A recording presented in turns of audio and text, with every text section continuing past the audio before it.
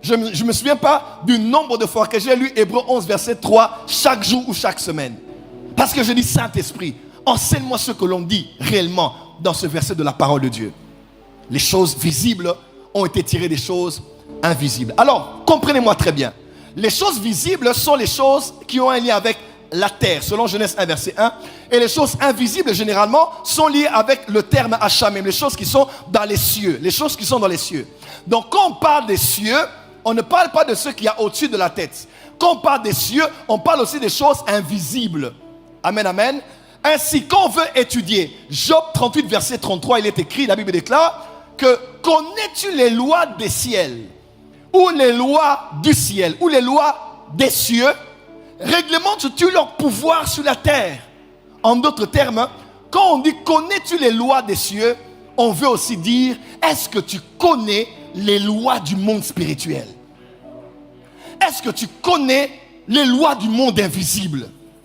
Est-ce que tu connais les lois qui se trouvent, qui régulent le monde invisible? Parce que Dieu, en parlant à Job, fait comprendre clairement à Job que si tu connais les lois du monde invisible, ou les lois des ciels, les lois des cieux, les lois du ciel, tu auras la capacité de prendre ces lois que tu connais. Connaître en hébreu ici, je l'ai étudié, c'est le mot yada. C'est le mot que l'on retrouve, le verbe que l'on retrouve quand on voit Dieu après avoir éprouvé Abraham. Il dit maintenant je sais, je connais que tu me crains. À vrai dire, c'est une connaissance expérimentale. Dieu ne savait-il pas qu'Abraham le craignait ou pas? Il le savait. Mais il devait le faire passer par des épreuves pour connaître. Et Adam connut sa femme, Ève. Ce n'est pas une connaissance intellectuelle, une connaissance après échange. Quand on dit Adam connut sa femme, c'est le mot yada qui veut dire il a une expérience personnelle avec Ève. Et quand on dit connais-tu les lois du ciel, on ne parle pas ici de connaître parce qu'on t'a prêché, mais de connaître parce que tu as étudié, tu as maîtrisé, tu as utilisé, tu as... Oh, dis amen très fort avec moi. Quelqu'un peut dire amen très fort avec moi. Regarde ton voisin, dis voisin. Est-ce que tu connais les lois des cieux? Change de voisin, dis voisin. Est-ce que tu connais les lois du ciel? Surtout ça, notre voisin, dit voisin. Oh, touche un voisin, dit voisin. Connais-tu les lois des cieux?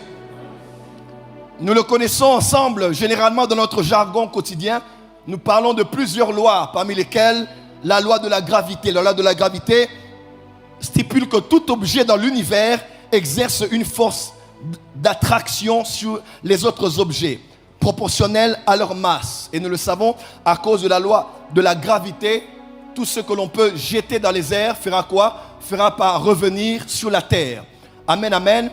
Elle viendra aussi vite sur la terre en fonction de son poids ou de sa masse. Là, on parle de la loi de la gravité. Et les hommes ont décidé de violer cette loi qui est une loi universelle par la loi de l'aérodynamique. Ainsi, deux frères ont conçu, en regardant la nature, ils ont vu un oiseau et ils ont décidé de créer le début de ce qu'on a aujourd'hui et que l'on appelle avion. Amen. Et l'avion peut violer la loi de la gravité. Peu importe le poids et la masse de l'avion, l'avion peut tenir longtemps dans les airs. Mais puisque c'est la loi universelle, l'avion finira tôt ou tard par revenir sur la terre. Parce que toute loi que l'on viole finira par nous prouver qu'elle a de la prééminence sur lui. Parce qu'une loi peut être violée pendant un temps, mais ne sera jamais violée pendant longtemps. Dis à ton voisin, tu connais la loi de la gravité.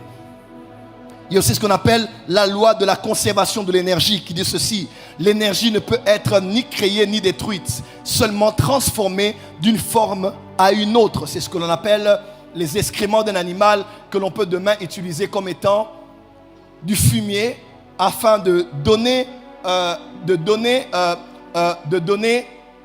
à notre champ la nourriture distributive, les minéraux, tout ce qui est du minéral ou tout ce qui est de nourriture comme engrais afin que la moisson soit différente et que la qualité de ce que l'on a sémé puisse pousser avec une très bonne santé. Rien n'est perdu, rien n'est détruit. Tout peut être transformé, tout peut être récupéré. Quelqu'un peut dire amen? Il y a ce qu'on appelle aussi la loi de l'action et de la réaction. On dit pour chaque action, il existe une réaction égale et opposée. C'est un principe de Newton, une loi que l'on connaît. la loi de l'offre et de la demande. Pour ceux qui sont dans les commerces ou dans le marketing, on dit dans l'économie, les prix des biens et des services sont déterminés par la disponibilité de ceux-ci et le désir des consommateurs. Avant de lancer un produit dans le marché, qu'est-ce qu'on fait? On étudie la loi de l'offre et de la demande. Et beaucoup de chrétiens le savent puisqu'ils sont aujourd'hui des entrepreneurs. Il y a aussi ce qu'on appelle la loi de la cause à effet. Ça, c'est une loi très connue, universelle. La loi de cause à effet.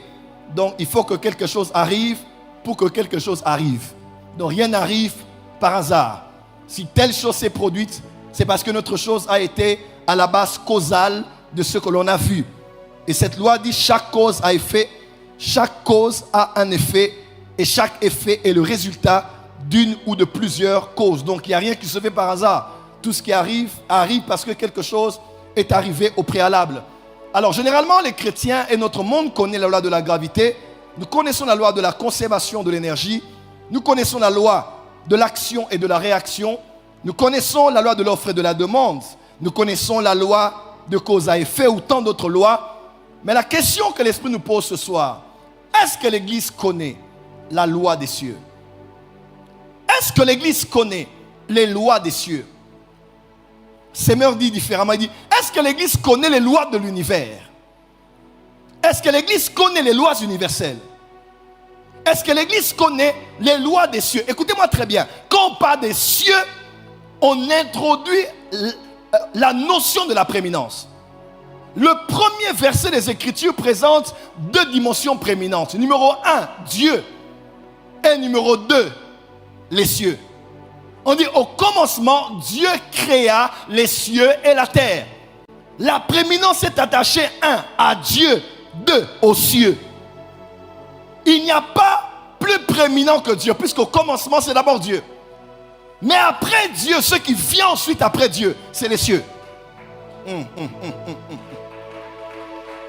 Par ordre d'arrivée sur le plan biblique et herméneutique. Ce n'est même pas le commencement. Le commencement, c'est le commencement de la création.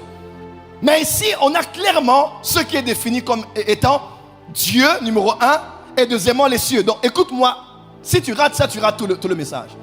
Avant tout, c'est Dieu. Et après Dieu, c'est les cieux.